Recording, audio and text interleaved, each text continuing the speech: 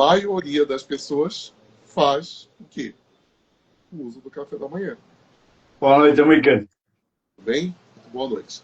Além da maioria dos brasileiros fazer uso do café da manhã, eu lembro que durante o tempo que eu fiz a minha doação macrobiótica, né, eu não tinha nenhuma fome de manhã. Então, eu não comia nada.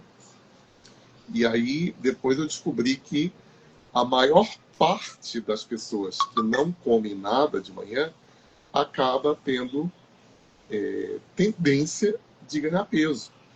Então, você pode fazer jejum intermitente, etc., mas é muito importante que você tenha uma estratégia bem definida.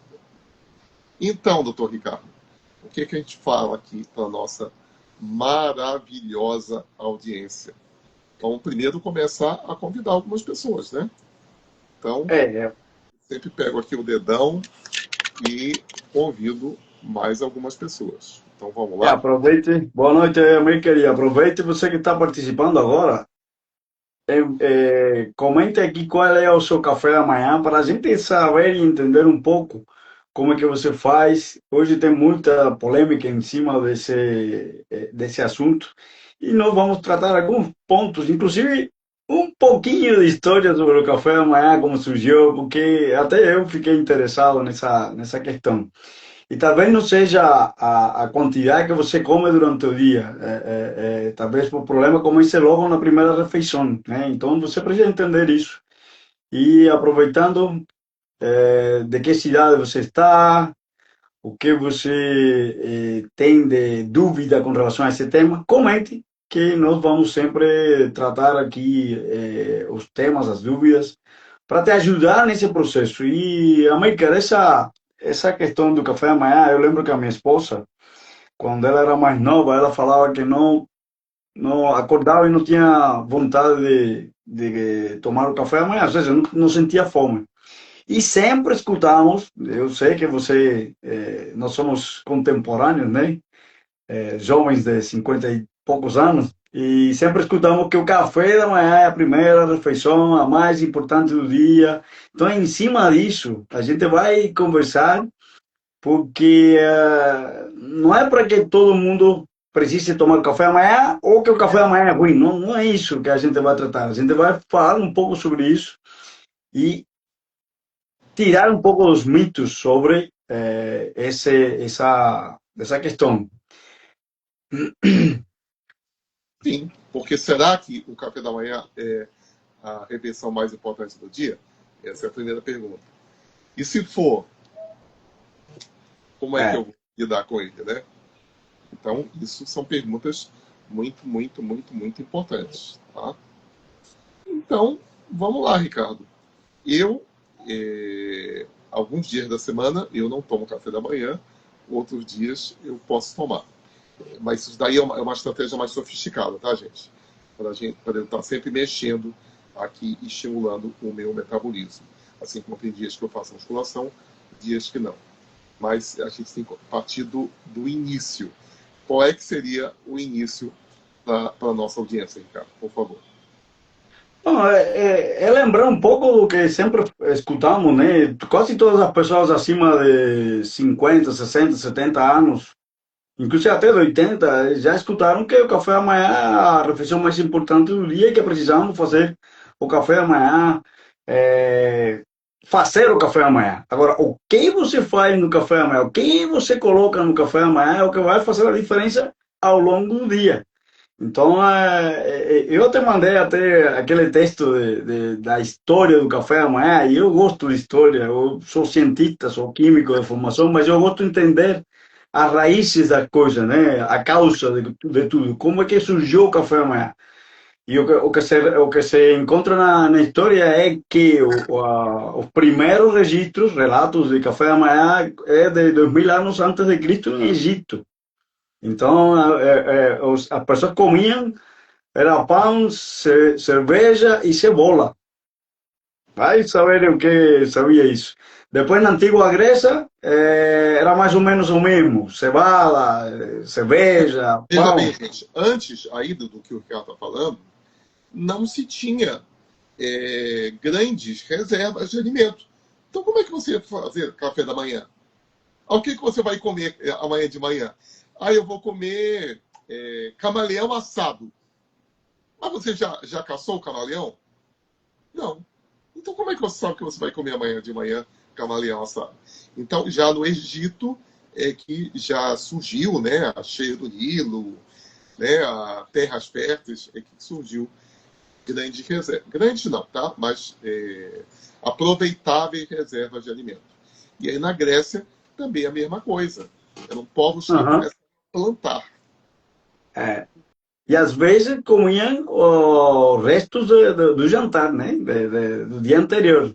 Então, aqui no Brasil, assim, quando foi que surgiu a consolidação do café da manhã? Na Revolução Industrial, porque as fábricas precisavam de trabalhadores que tivessem energia ao longo do dia.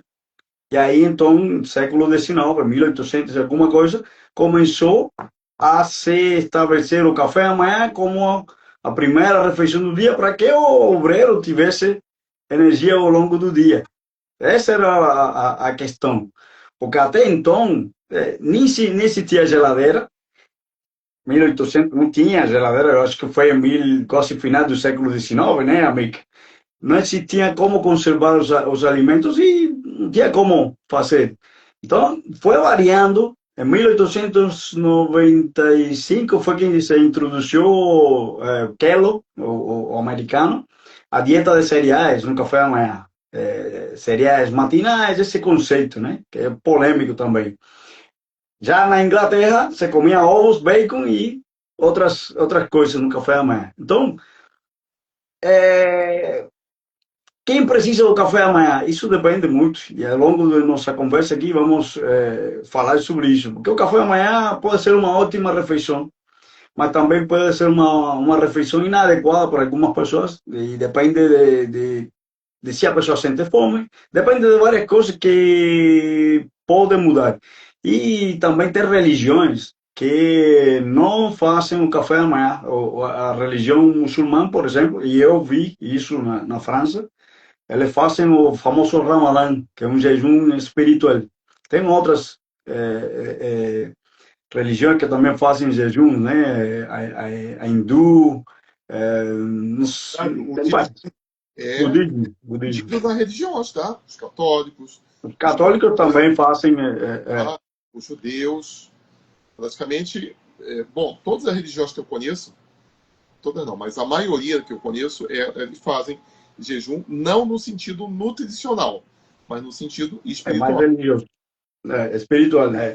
Então, podemos dizer que o café, pular o café da manhã, você pode emagrecer, fazer o café da manhã, você pode emagrecer, vai depender, né? Então, tudo está dentro do contexto e precisa entender isso. Eu conheço, hoje mesmo estamos falando disso lá no, nossa loja, no espaço, que tem pessoas que já se adaptam a não fazer o café da manhã. Já tem outras pessoas que precisam do café da manhã.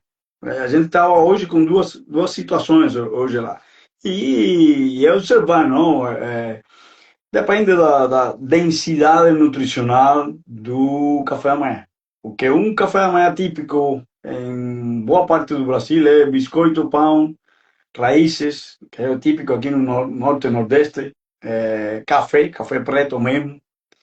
E se você entender um pouco a fisiologia do corpo, precisa dos três macronutrientes, né? Proteínas, gorduras e carboidratos. E o principal é a proteína. E se tem pouca proteína, ao longo do dia você vai sentir fome. Isso foi uma das coisas que conversamos hoje. Porque a proteína e a gordura que dá saciedade, dá aquela sensação de que você se alimentou. Agora, já o carboidrato, ele, quando tem uma refeição mais rica em carboidrato e pouca proteína, aí a pessoa vai sentir fome 2 horas depois, vai chegar no almoço com fome, vai chegar no final do dia esfomeado e vai atacar a geladeira. Então, dos requisitos, e esse é um dos erros que muita gente comete, é negligenciar a proteína. E aí a gente precisa entender esse contexto para saber qual é a ingestão diária de proteína, que já falamos anteriormente, né, amigo? Gente, por que o doutor Ricardo sempre fala de proteína? Por que eu sempre falo de proteína?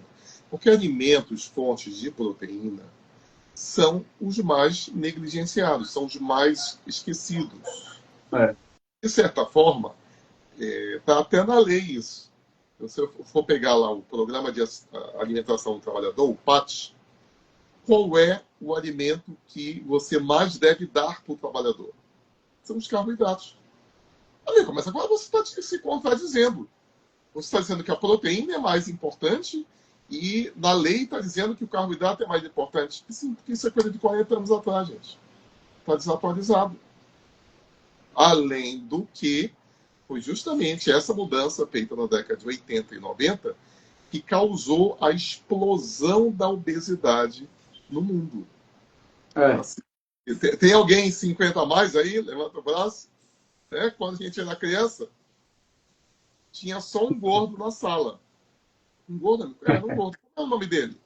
Não sei, a gente chamava ele de gordo, porque não era bullying. Ele era o único gordo. Em vez de chamar pelo nome, a gente chamava ele de gordo. Hoje você vai numa sala de uma criança com 12, 13, 14 anos, um terço ou mais está acima do peso. Tá? Então isso não foi por acaso. é, O café da manhã, que a minha avó me dava, me amando, mas me dava, né? Eu sempre falo isso porque grande parte, aliás, são privilegiados os brasileiros que tomam café com leite, é, tá? Geralmente café preto, pão branco, tem alguma coisa para é. passar no pão, né? Que no caso era margarina e açúcar. Tá? Esse café da manhã, ele vai gerar o amilcarzinho, o amilquinho, como o pessoal me chamava, de 9h30 da manhã, tá faminto, querer ir para o recreio comer mais. E isso acontece com você? Se não acontece, vamos ver uma coisa que já aconteceu com você. Você toda tarde você lancha, ou numa da região do Brasil chama de merenda. Né? É. Tem até a merenda, né? E aí teve uma tarde que você não teve tempo de merendar. Você reparou que nessa noite você estava com menos fome do que na tarde que você comeu? Mas eu não entendi. Se eu comi, eu já comi, né? Eu vou ter menos fome no jantar. Não. É isso que o Ricardo vai entrar agora. A composição da sua merenda, do seu lanche, do seu café da manhã. É com você, Ricardo. A pergunta certa que cada pessoa deve se fazer é como é que está, o que acontece com minha fome, com a energia, como está a minha alimentação, como é o meu objetivo quando eu tomo café da manhã ou não tomo café da manhã. Essa pergunta é mais inteligente do que fazer o que eu vou comer no café da manhã, né? Então, existem vários problemas com relação ao café da manhã, café com pão. Cadê a proteína? Essa é a pergunta que eu faço para as pessoas. Ah, eu pergunto, qual foi o seu café da manhã? Aí ela me fala, café da manhã foi pão, ou mandioca com aipim, um ovo, café. E aí eu falei, como está a proteína aí? Como foi a tua fome durante o dia? Que hora você sentiu mais fome? Eu sempre faço essas perguntas. Ou se fizer aquele suco de fruta com pão e torrado e manteiga. Granola, cereal com fruta, iogurte com fruta, cadê a proteína? Essa é a primeira pergunta que eu faço para a pessoa. Porque não é que sejam proibidos esses alimentos, não é que você não deva comer, você que deve introduzir a proteína. Existem várias estratégias alimentares para o café da manhã. E uma delas, que você pode anotar aí, é colocar 30 a 50 gramas de proteína no café da manhã, na primeira refeição. Essa é uma estratégia que nós seguimos, orientamos a nossos alunos e clientes, né? E é uma estratégia. Tem pessoas que eliminam 10 quilos em 40 dias, fazendo essa recomendação de estratégia de colocar 30 a 50 gramas de proteína no café da manhã. O que representaria isso? Seriam uns 6.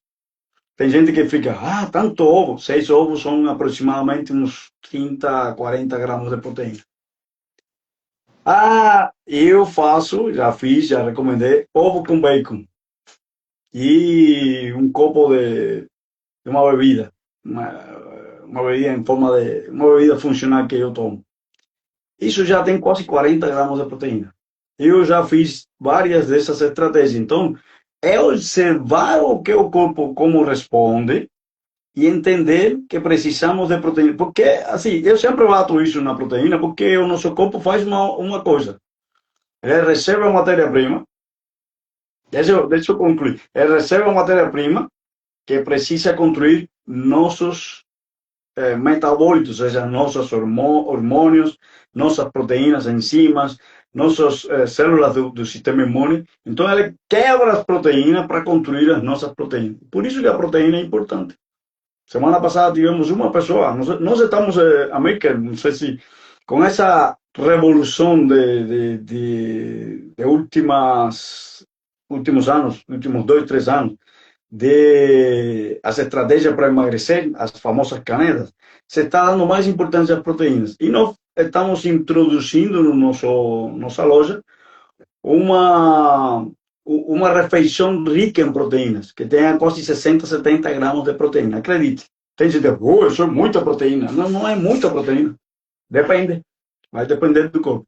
E tivemos uma pessoa na semana passada que ela teve mais energia durante o dia depois que tomou. E ela se sentiu, primeiro se sentiu estranha, que ela disse que nunca tinha, que ela é elétrica, ela é muito ativa e ficou mais ativa. Aí ela estava nessa dúvida. Eu falei, é lógico, porque o nosso corpo, como expliquei anteriormente, o que ele faz? Pega as proteínas da alimentação, quebra para formar proteínas. Se você tem matéria-prima de qualidade, então a energia, porque tudo se trata de energia no nosso corpo. Como é que o corpo produz energia? Se a gente está cansado, está faltando proteína, está faltando energia.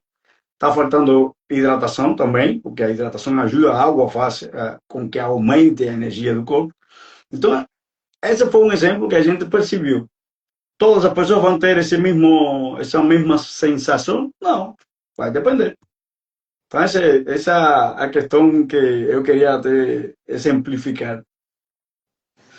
Na verdade, você já falou o que eu ia falar, porque é o seguinte, o Ricardo falou há 3 minutos atrás. Precisa experimentar, mas não é experimentar um dia, gente. É. A gente sempre diz, olha, pega alguém para te orientar, pega a nossa mentoria, ou pegue com alguém, tá? Porque, por exemplo, ele deu um café da manhã que ele tomou, que a pessoa já sentiu energia no primeiro dia. Sim, mas o corpo ele vai ter uma adaptação. Assim como a gente usa uma série de bebidas funcionais, que às vezes no primeiro dia a pessoa diminui a energia.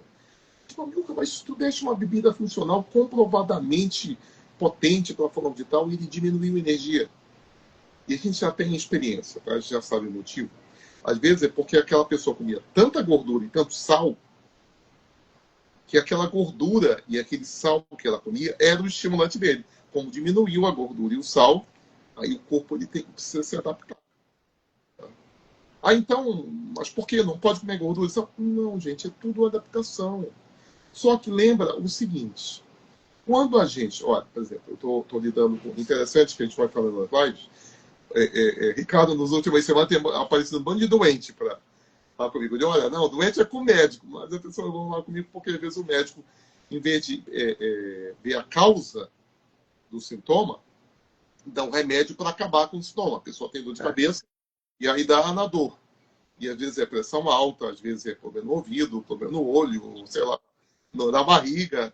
E então, às vezes, a gente vai procurando a causa. A gente trabalha com os médicos. Mas para médicos que sejam bons da gente conversar. Né? Mas voltando para o ponto, então, gente, a gente faz modificações. Você pode fazer algumas modificações.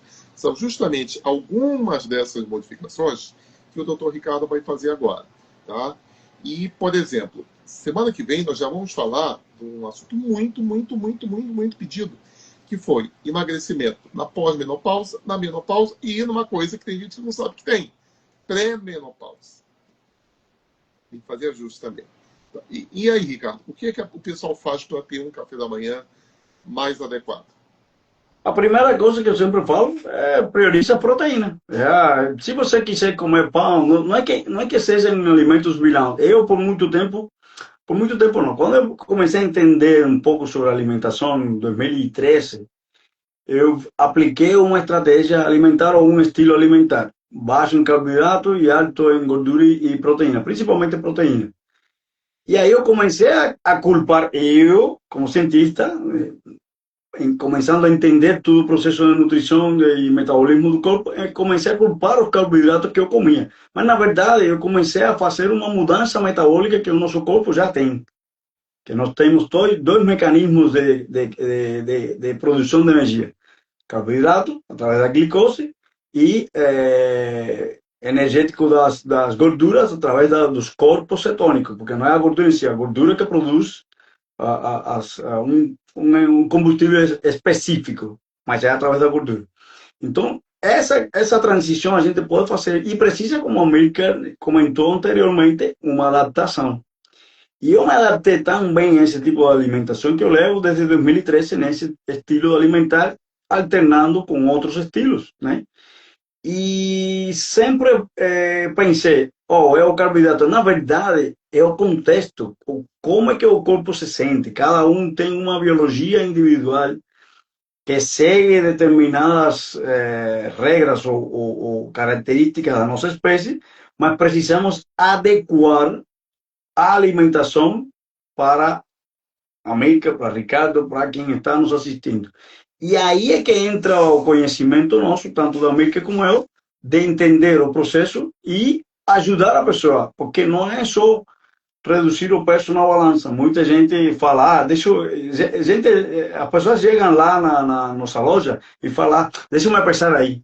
Mas é que a balança não está dizendo a big picture, ou seja, todo o quadro do corpo, da composição corporal. Porque você pode até perder peso na balança, mas está perdendo músculo. E é o que muita gente está acontecendo, por não saber e por querer fazer sozinho, porque é o que diz o nosso amigo Dr. Nathaniel Bioniski. Só as pessoas, por comer, acham que já são especialistas em nutrição e não é assim. É um problema. Então, a pessoa quer reduzir gordura e o que nós falamos é reduzir gordura, preservando a massa muscular, aumentar a massa muscular. Eu, como cientista, já venho acompanhando minha composição corporal há muitos anos, desde 2018. E eu estava observando, antes de entrar aqui na live, que eu aumentei em quase 5% minha massa muscular desde 2018 para cá. E eu vou fazer 56 anos daqui a umas semanas.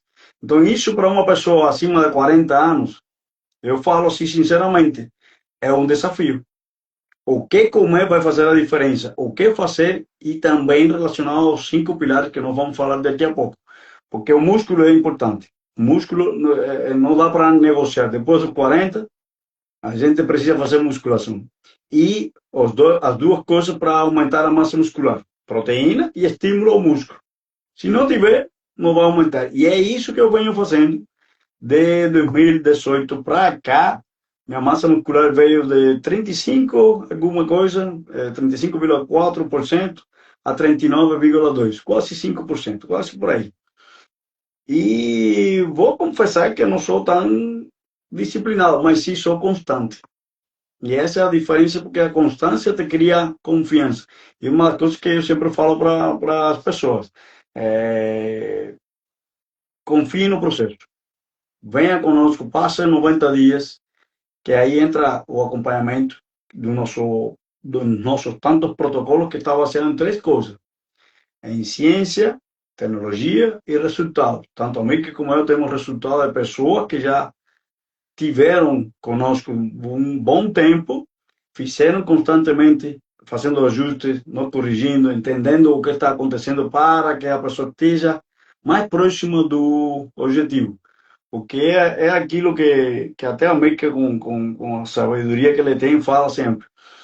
O que eu estou fazendo hoje, naquela refeição, no meu estilo de vida, está me aproximando mais do meu objetivo, da minha meta, do meu sonho, ou vai estar afastando?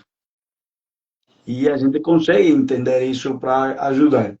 Por isso que a alimentação e musculação precisam andar juntas e não há como negociar isso, né? Aí tem pessoas que me falam, eu só tomo um café com açúcar e passo bem. Aí eu respondo, ó, passar bem não quer dizer que está nutrido. Porque, como diz o nosso colega David Menezes, né? São mais de 100 nutrientes que precisam entrar em cada refeição. Se não entra, está criando um déficit.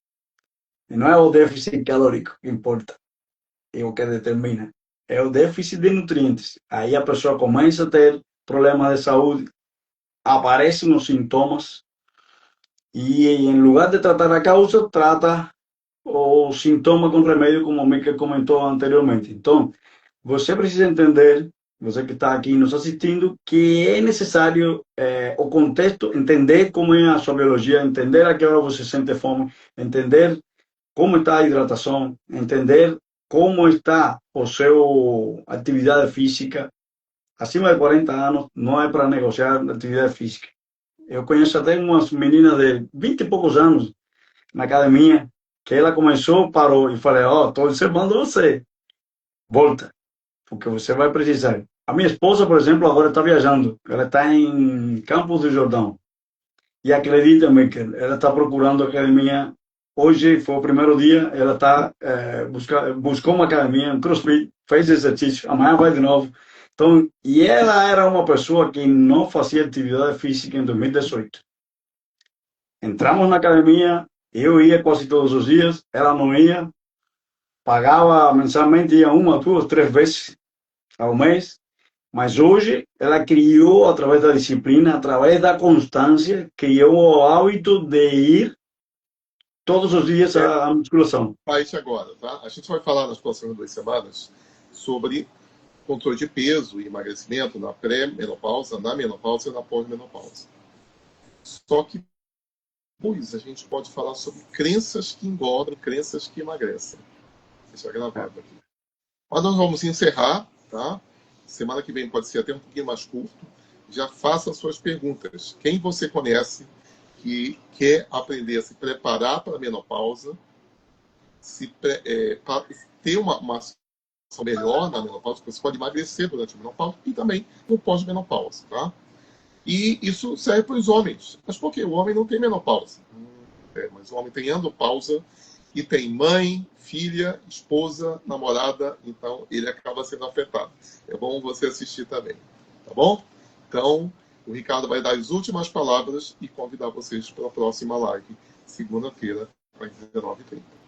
É muito importante que, se você está se identificando com o que nós estamos comentando aqui, se você acha que o café amanhã está te prejudicando, ou que você está fazendo um café amanhã talvez saudável, como todos os cafés amanhã que se recomendam em alguns protocolos de nutrição, e que não está conseguindo emagrecer, talvez não seja esse o café amanhã, sabe? O conhecimento que você tem em cima disso, o contexto do teu dia, e o que nós fazemos é isso através dos nossos protocolos. Nós perguntamos como é que você se sente quando come o café, toma ou faz o teu café amanhã, a fome a que horas aparece, se 10, 11 horas, dependendo do horário que você toma a primeira refeição, como é que você chega no almoço, de tarde como está a energia ao longo do dia e de manhã principalmente, como você dormiu, porque isso também afeta. Às vezes a pessoa fala, eu estou fazendo um bom café amanhã, mas está dormindo mal ou dormindo pouco. E às vezes isso, com uma correção dentro dos nossos protocolos, você consegue ajustar e avançar. Ah, Ricardo, eu faço jejum, e é um dos erros mais comuns, americanos, que fazem jejum, é que fazem depois de fazer uma extravagância. Comer muita comida que não é adequada para a biologia do nosso corpo. Aí no dia seguinte, eu vou fazer jejum porque eu preciso me desintoxicar. Ricardo, Mas, a gente vai começar a encerrar, mas eu vou responder uma pergunta que me fizeram. Poxa, por que você não dá uma lista de alimentos? Todos sons, etc. Gente, às vezes a gente dá. Tá? Mas esse é o diferencial desse canal. Inclusive, pela primeira vez eu vou pedir para você se inscrever e divulgar, né? E curtir. Você encontra listas contraditórias na internet. A gente quer que você siga aí o que o Ricardo falou. Aumentou a sua fome ou diminuiu a sua fome? Não é melhor isso do que eu te dar uma lista de alimentos? A gente pode te dar também, de vez em quando te dá. Tá? Mas pensa sobre isso. E a gente se encontra segunda-feira que vem. Traga mais gente. Ficar bem, Uma- saúde e sucesso. Tchau, tchau. Uma ótima semana.